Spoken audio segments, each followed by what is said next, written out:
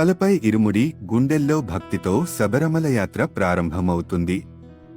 భక్తులు అడవి, కొండల మధ్యగా స్వామియే శరణం అయ్యప్ప అని జపిస్తూ బరచేయకుండా నడుస్తారు. ప్రతి అడుగులోనూ విశ్వాసం ఉంటుంది. వాతావరణం, దూరం, నొప్పి అన్నీ తపస్సులా స్వీకరించబడతాయి. యాత్రలో భక్తులు చెట్ల కింద నిద్రపోతారు, సాదాసీదా భోజనం వండుతారు, అన్నీ పంచుకుంటారు. సౌకర్యాలపై ఆశ లేదు. సేవ, వినయం మరియు సహయాత్రికులతో ఐక్యతే ముఖ్యం. ఈ నడక బాధ కాదు, ఇది శుద్ధిని తీసుకొచ్చే ఆశీర్వాదం, మనసును మార్చే మార్గం. ప్రతి మైలు నడిచే కొద్దీ అయ్యప్పుని నమ్మకం మరింత బలపడుతుంది, ఆ మౌనం పెరుగుతుంది, మనస్సు ప్రశాంతంగా మారుతుంది. ఇది సాధారణ యాత్ర కాదు, ఇది అయ్యప్ప స్వామి దివ్య సన్నిధికి తీసుకెళ్లే పవిత్ర పాదయాత్ర.